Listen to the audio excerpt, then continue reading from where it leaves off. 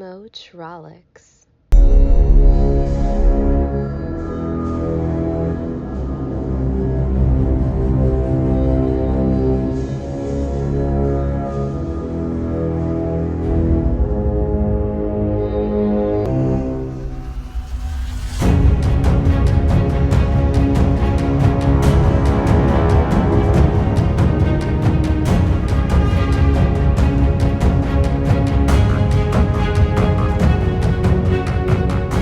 Okay, now it's time to put the Hummer EV SUV through the twisties.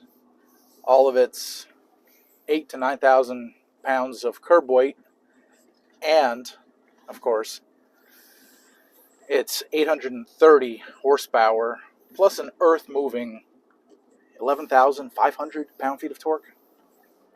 Now, I suspect that this vehicle isn't really made to be taken on roads like this. Twisty roads, backcountry, back mountain roads, what have you. But that doesn't mean that the Hummer EV SUV can't handle it. In fact, it seems to be handling these twisties just fine. And I say just fine, just for some context. I say just fine as my daily driver is a Corvette C7 Grand Sport. So that's where I'm coming from, driving this large heavy electric SUV. And man, does it just comply with everything. I mean, I'm throwing it, I'm really not showing it much mercy here. And it's going. It's a very competent dance partner. Yeah. Braking is good, acceleration is phenomenal, but those things, okay, the acceleration, we kind of already knew that it would be phenomenal. I mean, when you have close to 1,000 horsepower, okay, right, like that's to be expected. But the braking, now this is where it starts to get interesting, because the braking is very good. And not only is the braking itself good, but the handling. This does not handle at all like an 8 to 9,000 pound truck. This handles something very, very unique, something out of this world, something extra worldly, which is kind of fitting given the whole moon and space theme that GMC is going for and really has created for the Hummer EVs, just both the SUV and the truck, the pickup truck. So here we go. We got a little kind of a hairpin here going. Here we go. 1, 2, and it's taking it like a champ. There is some body roll, but it seems to be doing something to minimize it. I mean, this is very good, very impressive. Again, I'm not sure that many owners will actually be doing this with their vehicle, but if you wanted to, you certainly can. And it's fun, and it's compliant, and it's much more than compliant. It's very good. The rear wheel steer certainly helps in this regard. It makes this very large SUV. Again, it's roughly 198 inches long, between 8 and 9,000 pound curb weight. But this feels like a much smaller vehicle. It drives much smaller, and it's very nimble. This one is wearing the all-terrain tires, not the mud terrain. I suspect that models that are equipped with the mud terrain tires, which are part of the extreme off-road package, I suspect that models with those tires will have substantially less handling prowess.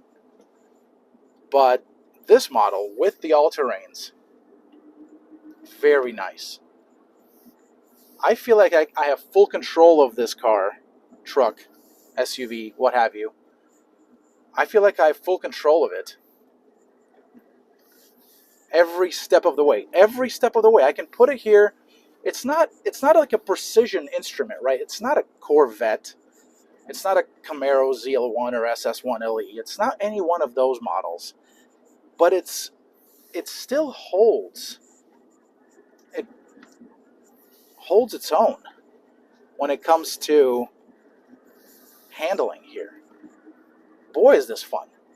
And so what I'm discovering is my new favorite thing to do here is to get on the accelerator, and then I'm going to have to brake coming into a turn. That's only natural, but I love doing this. Just accelerating out of it. And the acceleration it's addicting. Or is it addictive? Either one of those words is correct. Maybe both of them are, but it's certainly the case for this vehicle. Here's a nice hairpin. Let's take that. Oh boy, does it handle well. This does not drive like a body on frame truck. Doesn't drive like a unibody vehicle either, but it certainly is closer. The driving experience is closer to a unibody vehicle than it is to a body on frame truck or an SUV. And that's quite fitting given that the Hummer EV SUV as well as the pickup truck, both of these vehicles are really on a new kind. They're built in a new kind of way. They're on a new kind of architecture where the batteries serve as kind of the frame and the body sits on top of it. But that's not exactly the case either, because these are integral components, meaning that the body is relying on the frame, the battery pack frame, and the frame cannot live without the body because they're both integrated into the structure. So they're kind of two pieces of one whole.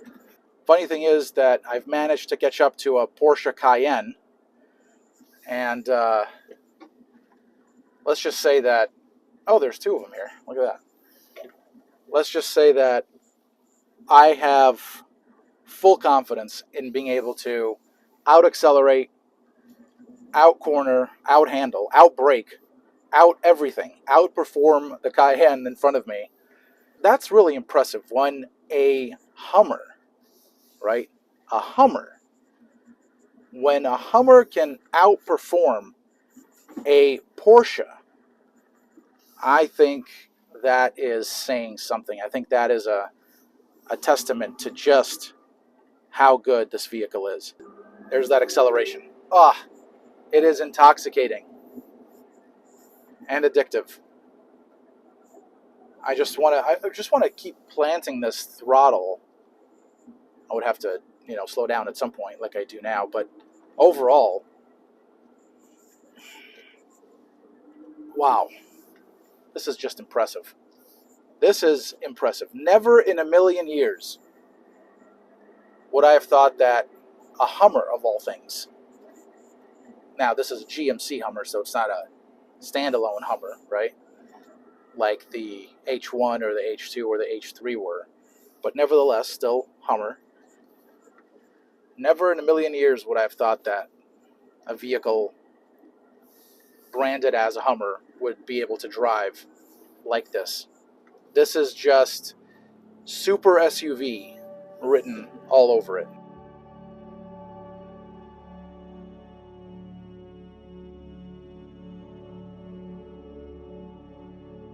Okay, the Hummer EV SUV on the interstate. The first thing I notice is that everything else on the road here, meaning all the other vehicles, they look quite a bit smaller than they do when driving another vehicle that is not the Hummer EV. So whether you're talking about cars or trucks or SUVs, everything else just looks quite a bit smaller. And that's because we're sitting so high here. It's quite a bit of a difference in perspective. The ride is refined. It is compliant. It's very comfortable, and really, it's very quiet as well. You do hear the the piped-in sound from the speakers, or that's coming in through the speakers, and it's essentially kind of this battery, high-tech EV sound. But other than that, I don't hear much as far as tire noise is concerned. These are, again, this is the one with the all-terrain, the AT tires. So not much as far as tire noise, not much as far as road noise overall. I'm not getting much in terms of wind noise, although I will talk about that in just a second.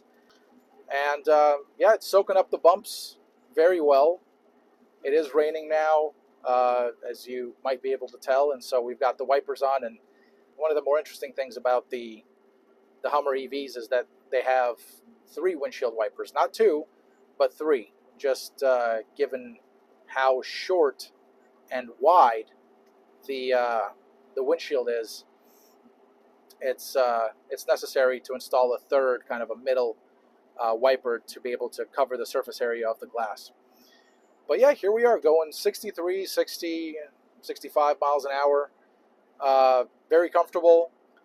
And it's so impressive that this vehicle is comfortable just because it has supercar levels of performance. And typically, when you get into a vehicle that has supercar levels of performance, you typically have some trade-offs, right? You have either you're sacrificing comfort, or you're sacrificing maybe visibility, or something else, like some other element of NVH, noise, vibration, and harshness.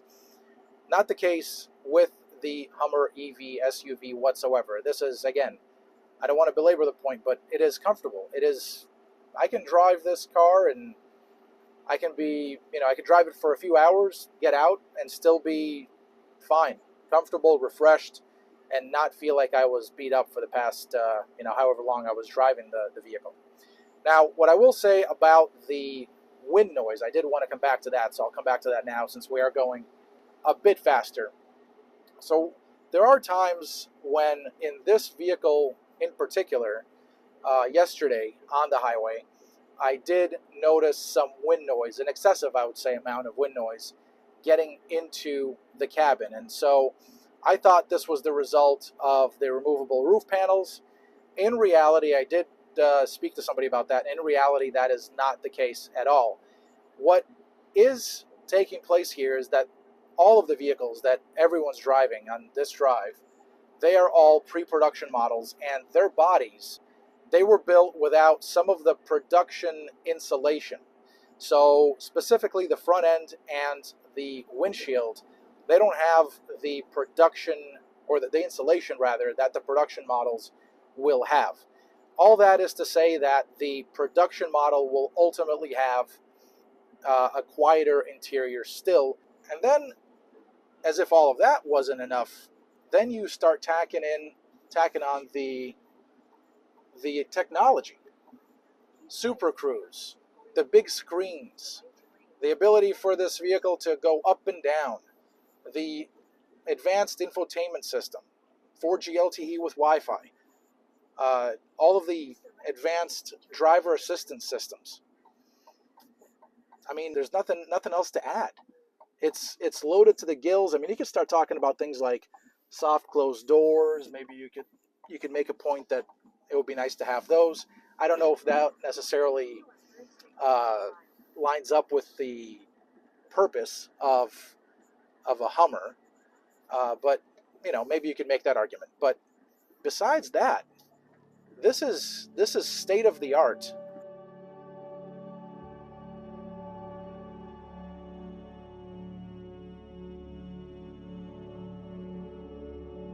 You're in the mode. In the mode, Yep, okay. You're already optimized there. Just into drive. Okay. And yeah, brakes all the way down. Now? Yep.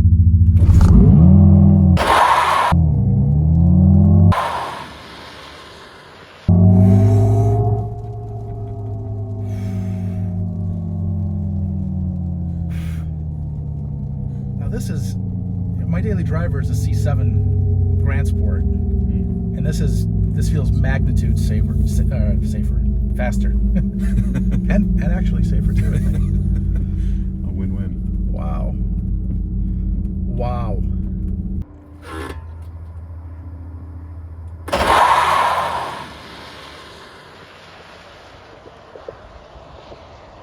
Okay, well, that was the Watts to Freedom run. And yeah, I certainly felt the watts, and I certainly felt free. I'll tell you, over the course of my career, I've driven all kinds of vehicles. I've had the opportunity to drive all kinds of cars, fast, slow, everything in between. I have to say, this is the fastest car that I've driven to date. Not a car, right? This is an SUV, so the fastest vehicle that I've driven to date. And the really interesting part of this is just how easy it is to access this power here. You know, in a lot of other vehicles that are fast, you have to really work. You know, either have to rev the engine in an internal combustion engine vehicle, or, you know, you really have to have it in the right gear, again, in an internal combustion engine vehicle. In the case of the Hummer EV, it's effortless. You put it into Watts to Freedom mode. That's done by tapping the traction control button twice, and then you feel the seat. So the seat is pulsating. That's the safety alert seat. So that's pulsating, so you know you're in that mode. You also know that you're in that mode because of the indication on the digital gauge cluster here, as well as the sound, the actual sound that the truck makes. It changes from normal, kind of this baritone kind of pulsating thing right now, to a lot more present from a sound standpoint. So you put it in Watts to Freedom mode. You know that it's in that mode. You depress the brake literally to the floor, and then it tells you, okay, now you press the accelerator, and you let off the brake, and it launches you, and it sets you back, and it's fun, and it's very impressive. And the interesting thing about the Hummer EVs, whether it's the pickup truck or the SUV that we're in now, the interesting thing is that this is such a dual natured vehicle. So you could have it be a high performance machine, just an absolute beast, and you can drive it like a vehicle that, you know, deserves to be called that. Or you can just drive it calmly and, you know, comfortably, and it can really serve that purpose as well. So this dual nature of this vehicle is simply impressive. You know, the suspension doesn't beat you up. It doesn't. It's not too harsh. It's not overly, you know, compensating for less body roll, or to be more stiff, or to be more sporty, or even on the opposite end of the extreme. It doesn't. It's not compensating to be, you know, very soft and relaxed, and kind of this couch on wheels type thing. No, this is really right in between all that, and it strikes a very, very happy and healthy medium.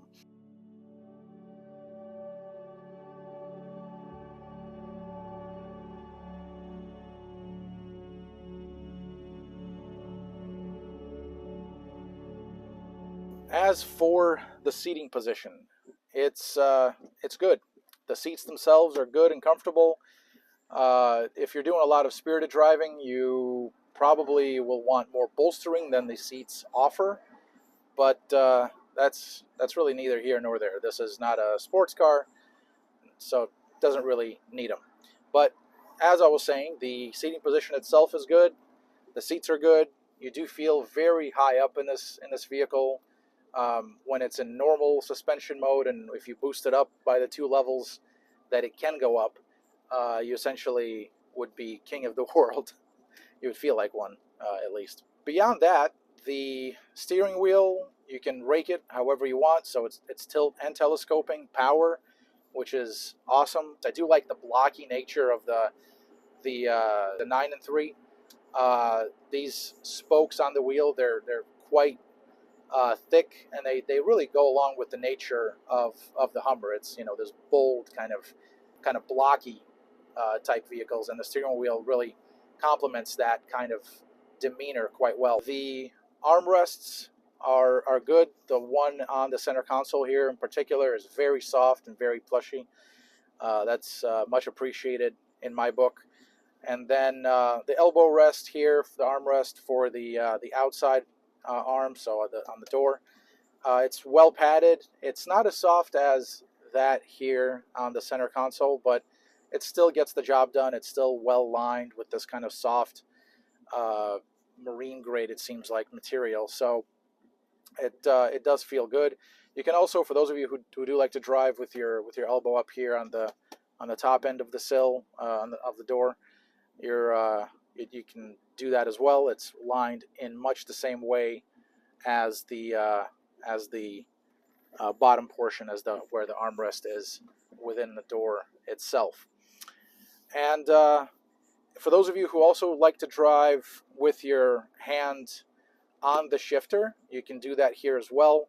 The shifter is positioned perfectly. This is one of the best positions as it relates to just ergonomics in general when it comes to the position of the center console and the shifter itself. So if you would like to drive with your hand on the shifter, the Hummer EV really does a great job in making that happen and making that also quite comfortable. The displays, or the screens, including the digital gauge cluster here in front of the driver, as well as the center stack display, both of them are awesome.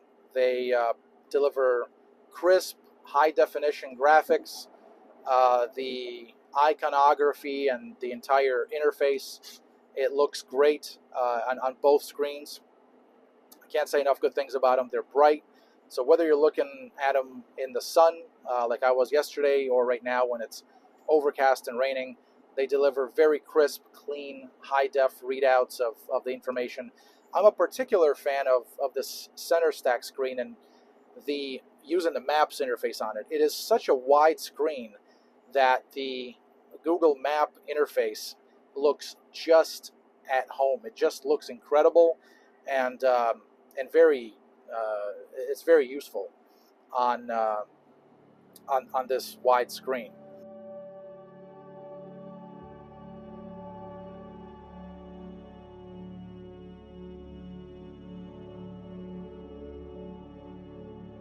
So overall, the Hummer EV SUV it's a comfortable companion and a very capable companion. Whether you're talking about driving it in the city, whether you're driving it on the highway, or if you want to get more spirited and drive it through the twisties and have some fun, it can do all of that.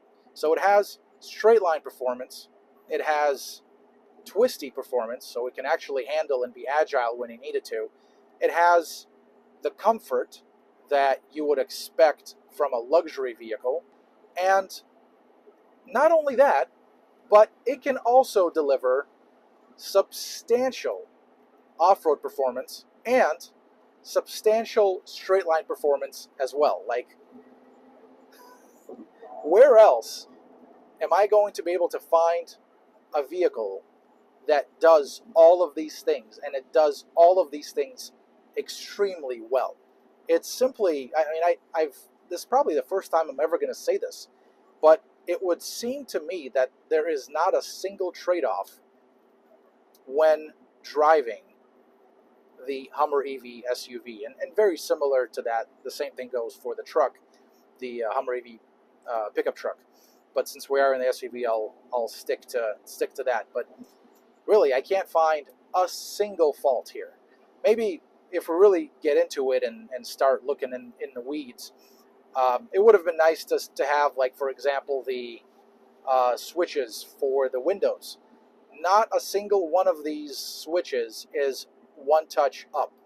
So you have to hold the switch gear or the button up and hold it all the way until the window winds up. That's, I think, honestly, the only negative that I can think of in this vehicle.